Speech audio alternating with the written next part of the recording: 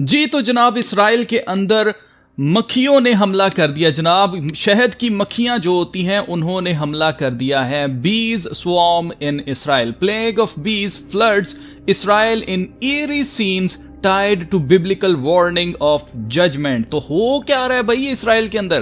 पहले आपको याद होगा कि कव्वे आ गए थे और अब अचानक से बीज आ गई हैं, शहद की मक्खियां ही मक्खियां आ गई हैं इसराइल के अंदर। तो ये क्या हो रहा है और कौन सी बिब्लिकल वार्निंग के बारे में यहां पर बात की जा रही है, हकीकत क्या है, वो सारी चीजें मैं आज की वीडियो में आपको बताने वाला हूं। लेकिन साथ ही आपको बताऊंगा ऑस्ट्रेलिया के अंदर जो आसमान लाल हो गया था ये क्यों हुआ था और इसका मकसद क्या है, इससे आगे होने वाला क्या है, ये भी मैं आपको बताने वाला हूं इस वीडियो के अंदर। तो सबसे पहले हम ये वीडियो देख लेते हैं जिसमें मक्खियों ने हमला कर दिया है इसराइल के ऊपर।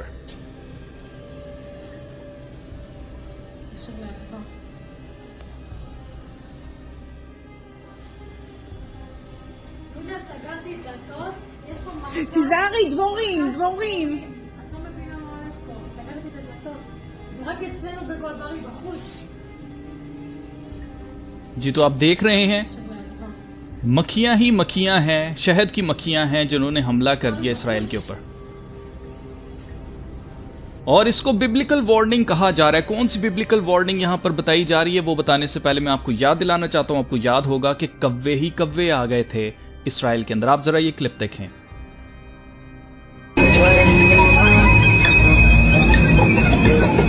An unusual scene shocked residents in Tel Aviv when thousands of crows suddenly filled the skies above the city.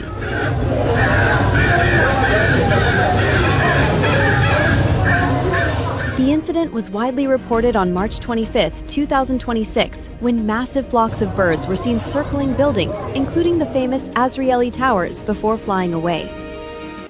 ठीक है, तो आपको याद आ गया होगा। इसी तरह से अब आप पहले जरा ये क्लिप देख लें कि ऑस्ट्रेलिया के अंदर क्या हो रहा है। Believe it or not, this was filmed at about 3:30 in the afternoon. आपने टाइम के ऊपर नोट करना है 3:30 इन द आफ्टरनून, यानी कि 33 नंबर यहाँ पर है। The eerie blood red sky in Shark Bay, Western Australia has now been shared around the world. ठीक है जी, आपने देख लिया कि आसमान पूरा लाल हो गया था ऑस्ट्रेलिया के अंदर दोपहर के 3:30 बजे। तो ये क्या हो रहा है ये भी मैं आगे चलकर आपको बताने वाला हूं। लेकिन पहले हम बात करते हैं इसराइल को जो बिब्लिकल वार्निंग कहा जा रहा है। पहले कहा जा रहा था कि कव्वे आ गए, ये भी खुदा की तरफ से कोई लानत आ गई है इसराइल के ऊपर, कोई प्लेग आ गया है, इस तरह की बातें की जा रही थी। और यहां पर आप पढ़ सकते हैं यसाया नबी की किताब उसका 7वां बाब और उसकी 18वीं आयत कोट की जा रही है। The Amorites who lived in those hills came out against you, they chased you like swarm of bees। तो ये वो वर्स है जो कि यहां पर शेयर की जा रही है और बताया जा रहा है कि जैसे अरामी लोगों ने पीछा किया था इसराइलियों का उनके साथ जंग करने के लिए, सेम इसी तरह से इस वक्त इसराइल की जंग लगी हुई है ईरान के साथ। तो शायद ये खुदा की तरफ से कोई निशानी है कि इसराइल को फिर से मार पड़ने वाली है। तो ऐसी बातें की जा रही हैं, हकीकत क्या है वो मैं आगे चलकर आपको बताता हूं। तो सबसे पहली चीज आपको ऑस्ट्रेलिया के बारे में बताना चाहता हूं। तो ऑस्ट्रेलिया जहां पर ये सब कुछ रिकॉर्ड किया गया है वो जगह ही ऐसी है जहां पर जमीन का रंग या मिट्टी का रंग लाल रंग का है और वहां पर एक साइक्लोन आया हुआ था और उन तेज हवाओं की वजह से मिट्टी जब हवा में उड़ी है तो गर्द का तूफान एक बना जिसकी वजह से दिन के वक्त आसमान लाल रंग का दिखाई दिया है। बट यहां पर मैं आपको एक चीज बता देना चाहता हूं और वो ये है कि ये एक निशानी है। ये क्या साइन है वो मैं आल कैसे हुए थे, लेकिन इसका मकसद क्या है। अब इसका मकसद बताने से पहले मैं आपको याद दिलाना चाहता हूं, आपको याद होगा कि सिडनी के अंदर अचानक से सिडनी हार्बर के ऊपर पानी लाल हो जाता है और ये 2024 दिसंबर के महीने में होता है। आप जरा ये क्लिप देखें। तो आपने देखा कि पानी जो है सिडनी हार्बर में अपने आप लाल हो जाता है और ये होता है 1 दिसंबर 2024 को। और आप देखें कि एग्जैक्टली साल के बाद अगले साल 2025 के दिसंबर के महीने के अंदर बोंडाई बीच अटैक्स होते हैं, ब्लड शेड होता है। सेम इसी तरह से आपने देखा होगा कि ईरान के अंदर बारिश होती है और जो लाल पहाड़ थे उनकी जो मिट्टी है वो गीली होकर ऐसे लग रहा है कि जैसे ब्लड रेन हो रही हो।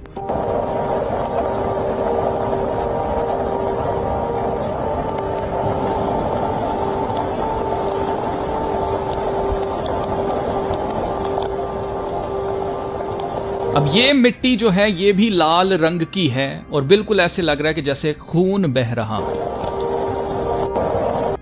तो बेसिकली अजीजों, ये सारे के सारे जो साइंस हैं, लाल हो जाना आसमान का, जो जैसा ऑस्ट्रेलिया में हुआ है, और जैसे ईरान के अंदर ये लाल रंग की मिट्टी जो है और बारिश के बाद ऐसे लग रहा है जैसे ब्लड निकला हुआ है, और सिडनी के अंदर बोंडाई बीच अटैक्स होना, तो बेसिकली खुदा हमें इन निशानियों के जरिए बता रहा है कि अब मजीद ब्लड शेड आने वाला है। ब्लड शेड यानी कि बहुत ज्यादा कत्लो गारत होने वाली है, जिसमें बहुत सारे लोगों का खून बहाया जाएगा। ईरान के अंदर ये हुआ है, और आपको पता है ईरान, इसराइल और अमेरिका की जंग लगी हुई है, और इसी तरह से ऑस्ट्रेलिया के अंदर हुआ है। और ऑस्ट्रेलिया के अंदर भी मैं आपको बता दूं, ऑलरेडी ऑस्ट्रेलिया के जो रिहायशी हैं और जो मुस्लिम लोग, जो माइग्रेंट्स हैं, जो दूसरे मुल्कों से आए हुए हैं, बहुत बड़ी कशीदगी इस वक्त उनके दरमियान चल रही है।